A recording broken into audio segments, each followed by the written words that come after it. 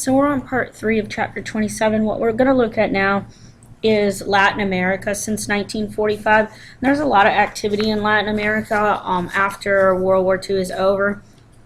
After World War II is over, the United States and other countries, we decided no more imperialism, no more empires, right? That's what it's supposed to be. However, the United States and Britain, they still do control countries that they don't really have people living in. They like Guam is still being controlled by the United States, the U.S. Virgin Islands, and different islands the United States still has, and Britain has the same thing. That's how they have that whole Falkland War stuff.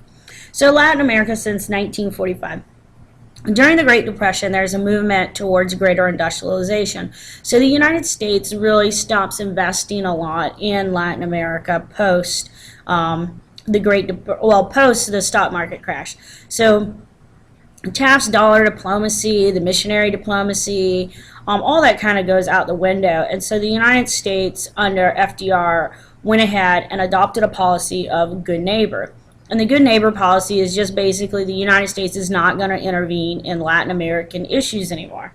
But by the 1960s, Latin America is becoming pretty much dependent on the United States, Europe, and Japan, particularly for their advanced technology.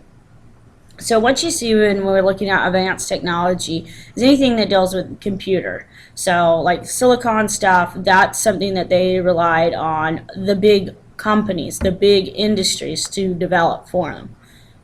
You also start seeing more of a military regime establishments in Latin America during this time period. Remember, the Soviet Union still exists at this time period. China will follow the communism during this time period, and so you're going to see communism and dictatorship starting to take control in Latin America. But remember, the conditions are right for this stuff. You're looking at an area that is very poor, an area that had been exploited and used by the big superpowers, United States, Britain, and other countries that had dominated Latin America for years. So in Chile, Brazil, and Argentina, you're going to see these kind of places becoming susceptible to military dictators or to communism itself. So during the 1970s, regimes are going to keep the economy afloat by borrowing from abroad. So during the 1970s, there will be a lot of loans from the United States and from other countries. This is going to kind of cause some resentment among Latin American countries. And it also leads to a huge deficit in their countries in the 1980s. So they have a huge debt because they keep having to borrow money to keep their economies afloat. And so in the 1980s, there's going to be a shift. You're not going to see as many military dictatorships or communism being so appealing. You're going to actually start seeing in the 80s democracy being more appealing. Now, some of this has to do with the fact that the United States is being led in the 80s by President Ronald Reagan, who has basically made it well known that communism will not spread under his watch. Even though communism, like the Soviet Union and stuff, is kind of on the decline by the 80s, Reagan is really old when he becomes president, and so he just holds on to those beliefs that he's had since, the 1950s when he started in politics. So what you see in some of these countries in Latin America is the United States will intervene plenty of times, either to put down a communist rebellion or to put down a military dictator. So by 1985, democratic regimes in power everywhere except Cuba, Chile, and some Central American states. So the shadow of the United States. The United States cast a huge shadow over Latin America. A long time ago, in 1823, the United States proclaimed the Monroe Doctrine. And what the Monroe Doctrine stated was that the United States would dominate, or at least would consider Latin America their own. And what I mean by that is we told Europe, we said that the Western Hemisphere belonged to the United States, and that any intervention, like if, let's say, a country overthrows Britain and Britain tried to come back over to Latin America to reclaim it, that would be considered dangerous, and the United States would go ahead and react violently to that. So the Monroe Doctrine is a lot of times called the self-defense doctrine. So the United States back in 1823 is already seeing Latin America or seeing the Western Hemisphere as their own. And really by the 1900s, you see the United States dominating the actual Latin American sphere. So there's periodic intervention in Central America, and Franklin Roosevelt's good neighbor policy is in 1933. I don't know why I got 1903. It's 1933. And the reason why he does a good neighbor policy is that our economy sucks, and because our economy sucks, what you'll see is a moving away always from being involved in foreign affairs. So 1890s to 1910s, the United States is very involved in the world because it's imperialism, and then World War I breaks out. We go back to a policy of isolationism, and we'll stay with that until World War II starts. The good neighbor policy is just basically, we're not going to do any more military intervention. So if Latin America, if you've got dictators coming in, if you need help keeping your own government in power, the United States is not going to do that. We are going to stay on our part of the Western Hemisphere. Then in 1948, we're going to see the Organization of the American States, the OAS. What this is a containment policy, and it's trying to stop communism from spreading in Latin America. Remember, communism spreads in countries that are extremely poor, and it spreads when there's a lot of political corruption in those countries. So for the OAS, the purpose of it, done by Truman, was to stop communism from getting into Latin America. Because if communism gets into Latin America, it's in the United States' backyard, and that is too close for comfort. The Cold War realities are really going to kind of govern the United States' policy towards Latin America until 1990s. The United States will understand that Latin America is geographically in our hemisphere.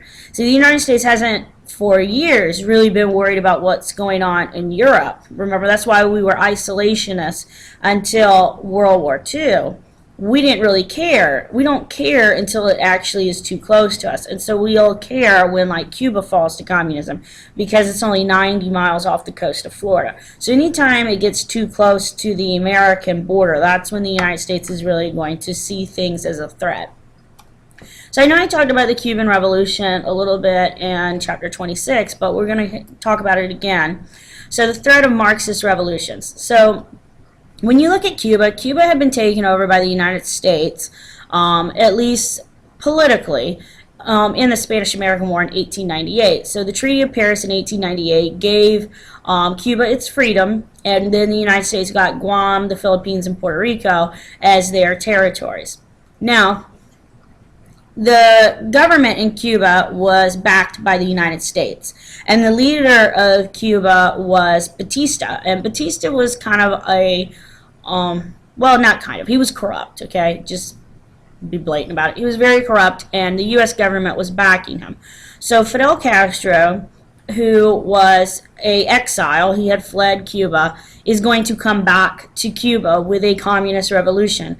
And Castro comes in with his brother, he comes in with Che Guevara, and they are going to reconquer Cuba. So he uses guerrilla warfare tactics, which means he does hit and run kind of tactics. He doesn't do the open, I'm going to fight you to your face. He does different kind of tactics. But the tactics work because he comes into power in 1959. Now, as soon as Fidel Castro comes into power, that is in direct violation of what the United States wants. The United States does not want a communist leader in Cuba because it's so close to the American shorelines, 90 miles. Not only do we not want a guy that close to the American shorelines, but we also would like a guy who is friendly to us, and Castro is not friendly to the United States. Now, how we know he's not friendly to the United States, as soon as he comes into power, he nationalizes all property in Cuba because that's what a communist government would do. So all the casinos that the United States had there, the hotels, like the nice resort areas that the United States had built, because that was kind of like the vacation time, like that's where you would go to Cuba. All of that becomes property of the Cuban people. And so that really angered a lot of the U.S. businesses. and the investors in those businesses. So there's a lot of friction between Castro and the United States over this. And because Castro is a Marxist and because, he's a communist, he does start to call on the Soviet Union for help. And Khrushchev is going to send the guy some help. What ends up happening is we try to do the Bay of Pigs invasion. So this is when Kennedy is elected president. Kennedy is going to go ahead and try and overthrow Castro as the leader of communist Cuba. It's a complete failure. The people who go in there, they get caught. They were trained by the special forces at Fort Bragg. They got trained. They were supposed to go in there, and they were supposed to go ahead and overthrow Castro, but Castro knew they were coming, and he captures them right there on the shoreline. So it's a huge failure. So it looks like the United States now is instigating overthrows of a government. So Castro turns to the Soviet Union for some help. And the Soviet Union under Khrushchev helps him. So how Khrushchev helps him is by sending missiles to Cuba. Now, remember, the Soviet Union kind of would like to see a worldwide revolution. So they just think that this is a part of their obligation, their duty as a Soviet Union, as a communist nation. They just think it's what they should do. So when the missiles are being sent, the United States has aerial photos of it. So we know the missiles are coming.